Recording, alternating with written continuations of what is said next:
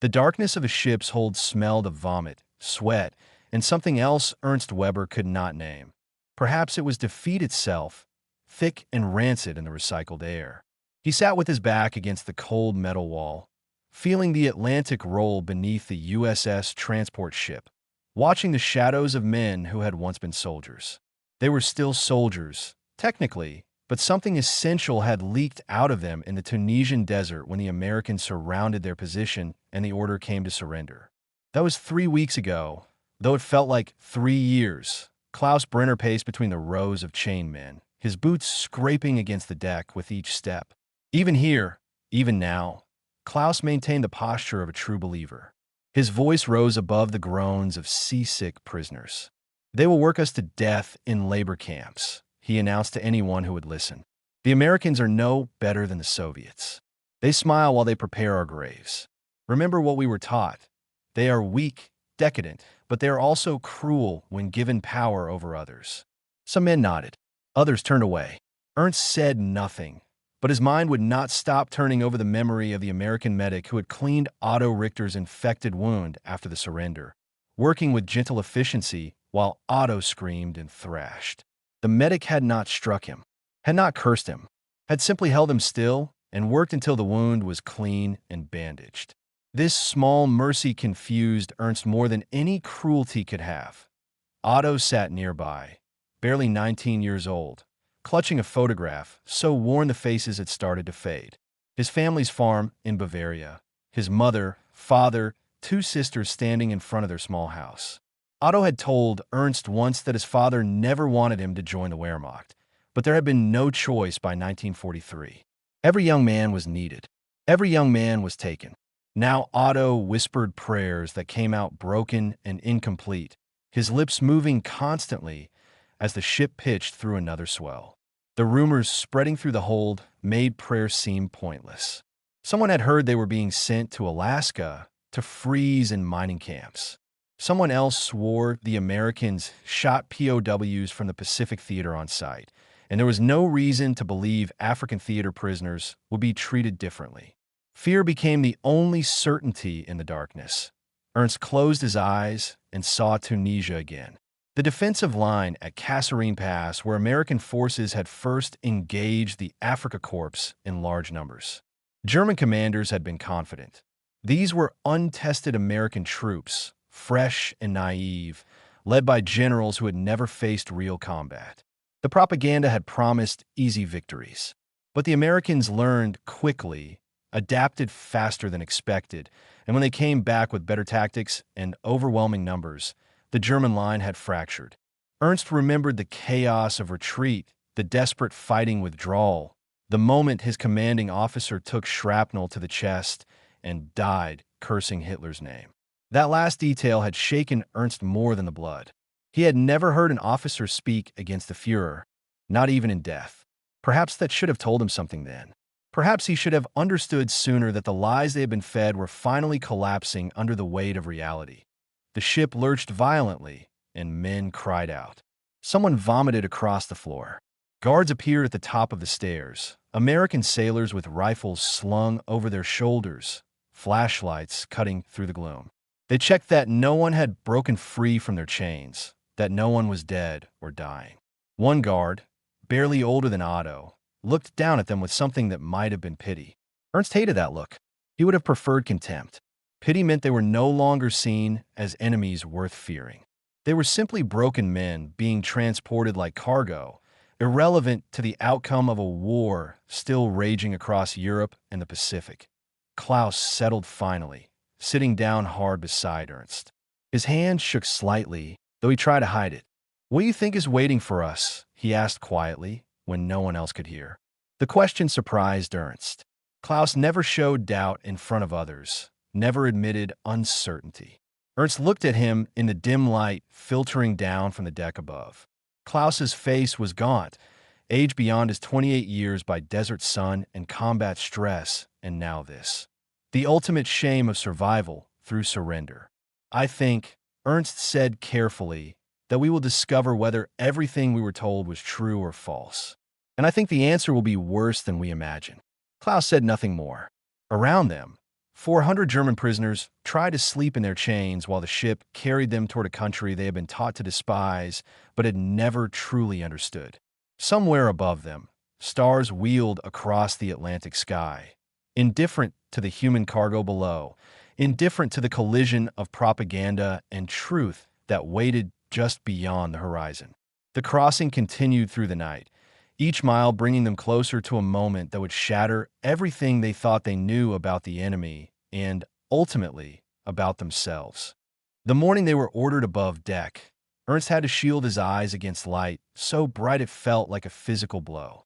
After days in the hold's perpetual twilight, the May sun off the Atlantic seemed designed to punish them. The salt air hit his face, clean and sharp, and for a moment he simply stood there breathing it in, feeling almost human again. Then he looked up and forgot how to breathe at all. The Statue of Liberty rose from the harbor waters like something from mythology, massive beyond any reasonable scale, her green copper skin catching the early light. Ernst had seen photographs in textbooks before the war, but photographs could not capture the physical presence of the thing, the way it dominated the skyline and seemed to judge every ship that passed beneath a raised torch. Behind the statue, Manhattan stretched across the horizon, towers of steel and glass reaching upward in defiant vertical lines, hundreds of buildings clustered so tightly they seemed to hold each other up. Not a single bombed-out ruin, not one collapsed facade or cratered street, just an endless wall of intact civilization, gleaming and confident and utterly, impossibly whole. Otto made a sound like a wounded animal beside Ernst. The young man's mouth hung open, his eyes wide and disbelieving. He had never seen a building taller than 3 stories before leaving his Bavarian village. His entire hometown could have fit inside one of those Manhattan towers with room to spare. Ernst heard similar reactions spreading through the crowd of prisoners, gasps, whispers, the occasional choked sob. These were men who had been told for years that America was weak, its cities burning, its people starving in bread lines while the Reich dominated Europe.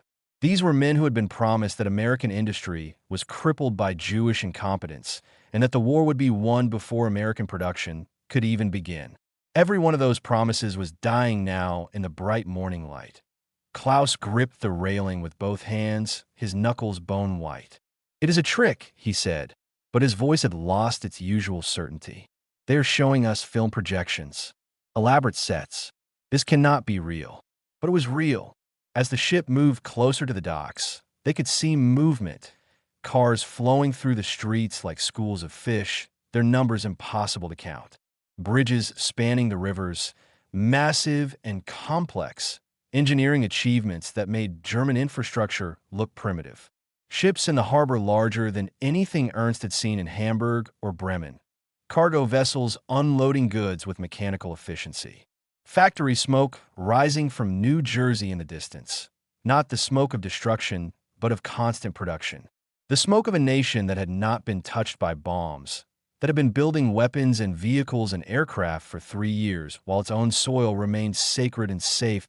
Ernst's mind to try to calculate the numbers.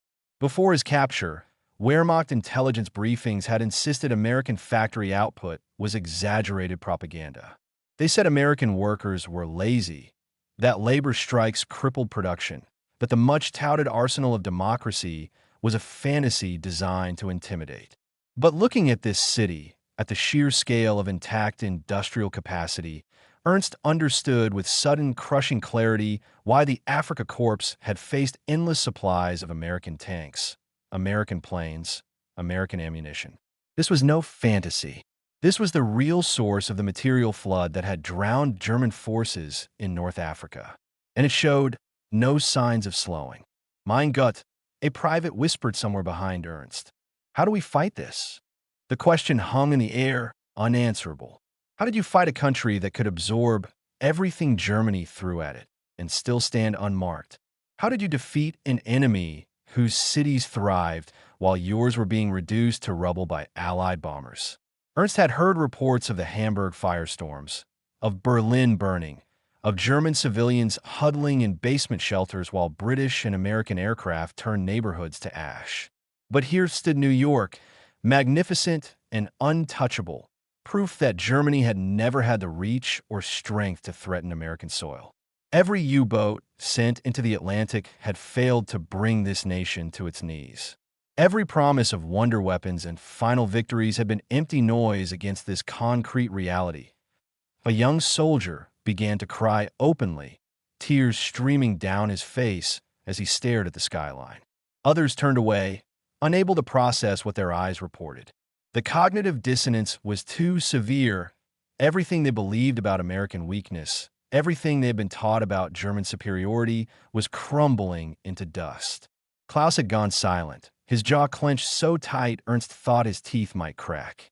The sergeant had built his entire identity on Nazi ideology, on the promise that the Führer's vision was guiding them toward inevitable triumph. What happened to a man when his entire worldview shattered in a single morning? What remained when faith met undeniable contradiction? The American guards watched this reaction with quiet, knowing expressions. They had seen it before, Ernst realized. Every transport ship brought the same shock, the same dismantling of propaganda in the face of truth. One guard, a young corporal with a kind face, offered a cigarette to a German private who had sunk to his knees in despair. The German took it with shaking hands. That small gesture of casual mercy felt more devastating than any cruelty. These were not the monsters they had been warned about. These were ordinary men serving an extraordinary nation, comfortable in their power because they had never doubted it. They did not need to prove their strength with violence. The skyline did that for them, but as the ship pulled into dock, Ernst took one last look at Manhattan. Somewhere in that massive city, he thought, American families were eating breakfast, going to work, living lives untouched by war's immediate horror. Their sons and brothers fought overseas, yes, but their homes remained standing. Their children remained safe. Their futures remained possible. Ernst thought of his own family in Stuttgart, of the letters he could no longer send, of the city he might never see again. He thought of Germany burning itself to nothing in service of lies. And for the first time since Tunisia, Ernst allowed himself to consider that perhaps surrender had not been the worst thing that could happen to him. Perhaps survival, even in captivity, was its own form of victory when the alternative was dying for a cause that had been rotten from the start. The train journey from New York to Oklahoma took 3 days, and with every mile, Ernst watched America unfold outside the windows like a map come to life. Endless farmland heavy with wheat and corn, fields so vast they made German agriculture look like garden plots. Small towns with white churches and paved main streets, untouched by bombs or artillery. Factories producing steel and rubber and aircraft components. Their smokestacks testament to capacity Germany could never match. Highways filled with civilian automobiles. Ordinary people going about ordinary lives while their nation waged war across 2 oceans. No rationing lines visible. No destroyed infrastructure. No starving refugees. Just abundance rolling past in an endless demonstration of everything the propaganda had gotten wrong. When the train finally pulled into Camp Gruber, the gates opened to reveal something that broke Ernst's remaining assumptions about captivity. Clean wooden barracks arranged in neat rows, freshly painted and well-maintained. Guard towers at the corners, yes, with armed soldiers watching from above, but no machine gun nests aimed inward. No execution posts. No starvation pens. Just a military camp that looked more organized and humane than most Wehrmacht facilities Ernst had seen during his service. The prisoners were marched through processing. Fingerprints, photographs, basic medical examinations conducted by army doctors who treated them with professional efficiency rather than contempt. No beatings, no humiliation rituals, just bureaucratic procedure, as though processing prisoners of war was simply another administrative task in a well-run machine. The barracks interior stunned Otto into silence. Real beds with mattresses and pillows. Lockers for personal belongings. Windows with actual glass. Heating stoves for the coming winter. The young Bavarian sat on his assigned bunk and ran his hand across the blanket. Good thick wool that would keep a man warm through cold nights. He had slept on worse during his service in the Afrika Korps, on rocks and sand with only a thin bedroll between him and the desert. This was better accommodation than many German soldiers received in active service. That realization settled over the room like fog, unspoken but understood by everyone present. Dinner that first night revealed the full scope of their strange new reality. The mess hall served portions that made veteran soldiers stop and stare. Roasted chicken, potatoes with gravy, green beans, bread with butter, coffee with real sugar. Ernst stared at his plate and calculated. This single meal contained more protein and calories than the average Wehrmacht ration for 2 days. Around him, men ate in stunned silence, processing the impossible mathematics of enemy generosity. After 3 years of war shortages and dwindling supplies, after months in the desert eating whatever could be transported across the Mediterranean, this abundance felt like mockery. But it was not mockery. It was simply American capacity applied to feeding prisoners according to Geneva Convention standards, standards the Third Reich had long since abandoned when convenient. Klaus tried to organize resistance during the first week. He gathered men in the barracks and spoke of loyalty, of not being seduced by enemy comfort, of maintaining discipline even in captivity. But his words found less purchase each day. Men were writing letters home, shopping at the camp canteen with scrip earned from work details, playing football on the sports field, borrowing books from the library.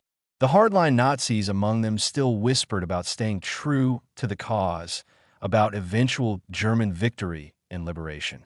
But more prisoners simply wanted to survive, to eat well, to sleep without fear, to wait out the war in this strange, comfortable cage. Ernst volunteered for agricultural work detail because farm work was honest and kept him away from camp politics. 3 weeks later, he found himself in a Kansas wheat field beside an American farmer named Tom Harrison, a man roughly his own age with weathered hands and a direct manner of speaking.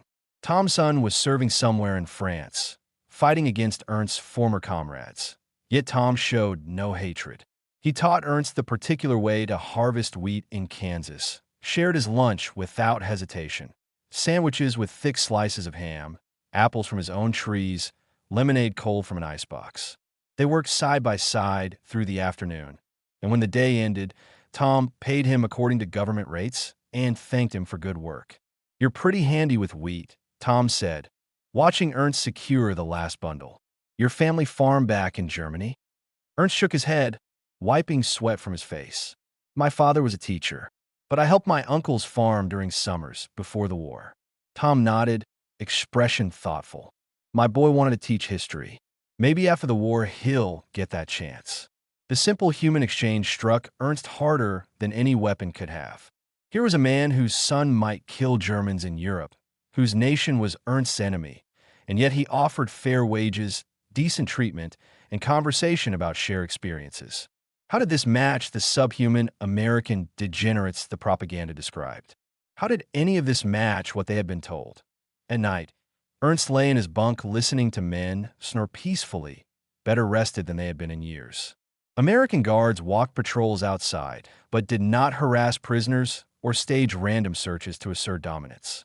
They simply performed their duty, maintaining order without cruelty, enforcing rules without sadism. The contrast with concentration camp stories Ernst had heard, rumors of brutality and systematic death that had circulated through Wehrmacht ranks despite official denials, made him feel sick. If America could treat enemy soldiers with dignity, what did that say about how Germany treated its own prisoners and occupied populations? What did it say about the cause he had fought for? Otto received a Red Cross package containing soap, cigarettes, writing paper, and a small chocolate bar. He held the soap to his nose and smelled something floral and impossibly clean, then looked at Ernst with tears in his eyes. "My mother has not seen soap like this in 2 years," he whispered. "She writes that they use ash and grease to wash clothes. And here I have perfumed soap given to me by my enemies." The paradox was too much for the young man to bear. He wept quietly while around him. Other prisoners opened similar packages, distributing wealth that exceeded what German civilians had access to anymore. Klaus stopped coming to meals regularly.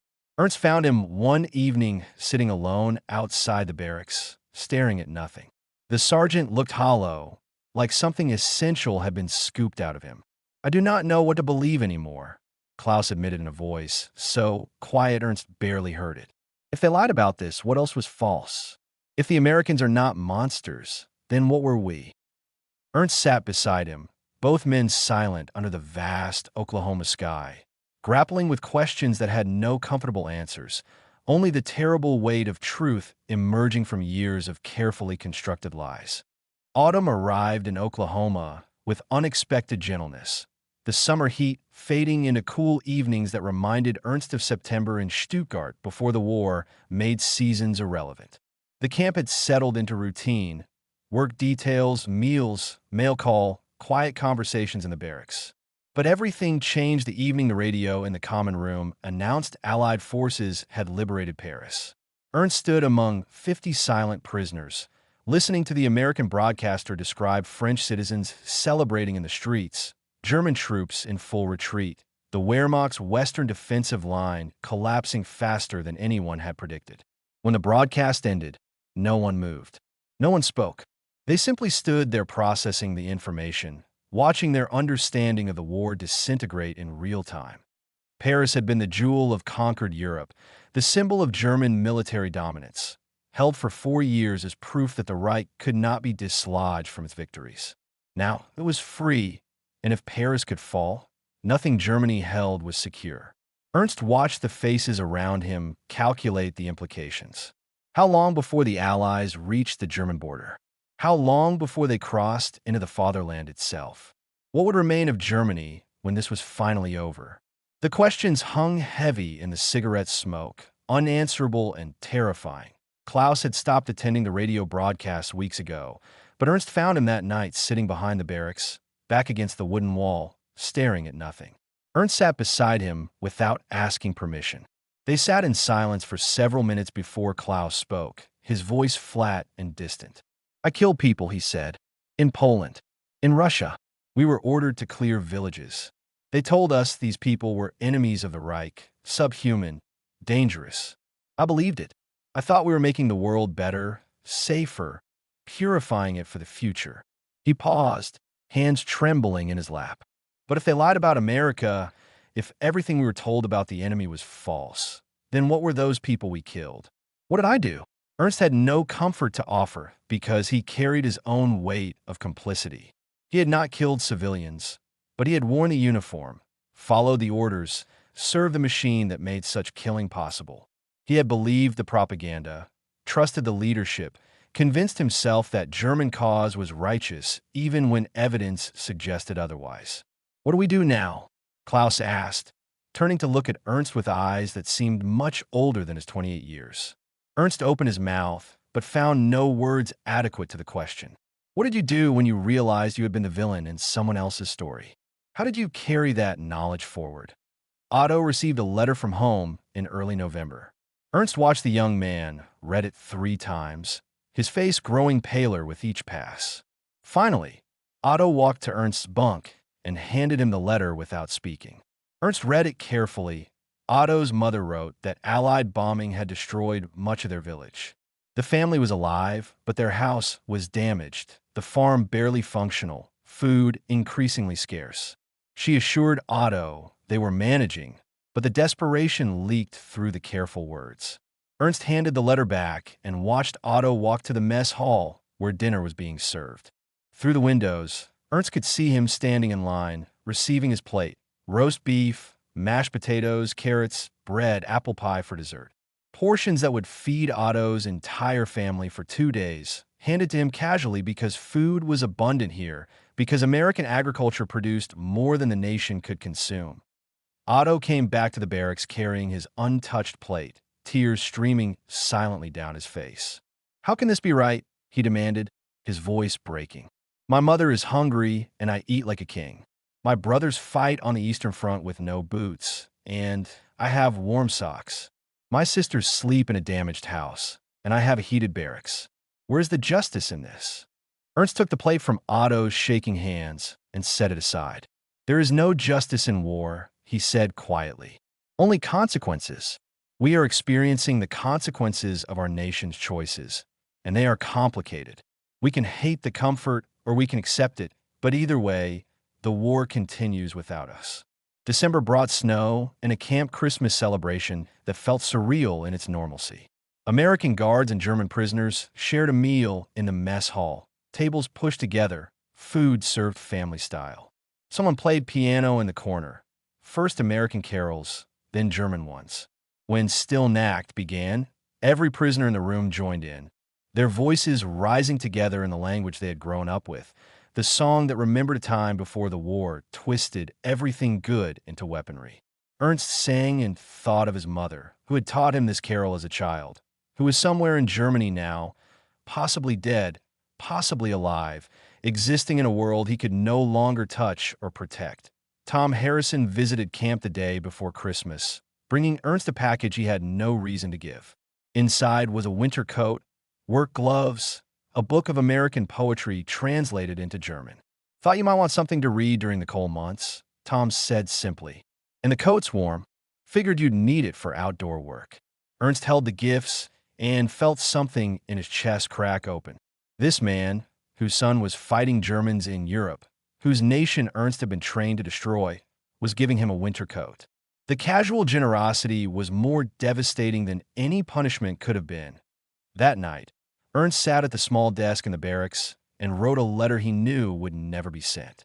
Not to his wife, not to his parents, but to his former self, the young teacher who had believed the speeches about German destiny, who had worn the uniform with pride, who thought military service was a glorious duty. He wrote carefully, trying to explain what speechlessness really meant.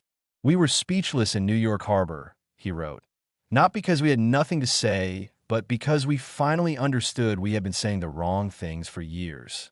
We stood before our enemies and found only their humanity reflected back at us. In their humanity, we saw our own guilt made visible. That is what speechlessness means, not the absence of words, but the presence of truth too heavy for words to carry. We were speechless because propaganda died in our mouths when it met reality, and we had no other language prepared for what we found." Outside, snow fell across Oklahoma in soft silence, covering the camp in clean white. Ernst sealed the letter and placed it in his locker, knowing he would never send it, but needing to write it anyway. Somewhere across the Atlantic, Germany was burning itself to ash fighting a war it had already lost, spending lives in service of a cause that had been hollow from start. Ernst thought about the millions still dying, Germans, Russians, Americans, British, civilians caught between armies, Jews and others disappeared into camps whose full horror was only rumored at. He thought about Klaus's question, "What do we do now?" And Ernst understood that there was no good answer, only the grim necessity of survival, of bearing witness, of carrying forward the knowledge of what they had been part of, so that perhaps, somehow, it might mean something beyond waste. The barracks grew quiet as men settled into sleep. American guards walked their patrols outside, boots crunching through new snow. The war continued without them, grinding toward its inevitable conclusion. But here in this strange pocket of enforced peace, Ernst and his fellow prisoners existed in a liminal space. Neither free nor truly imprisoned, neither guilty nor absolved, just men trying to understand how they had arrived at this moment and what it would mean to live beyond it.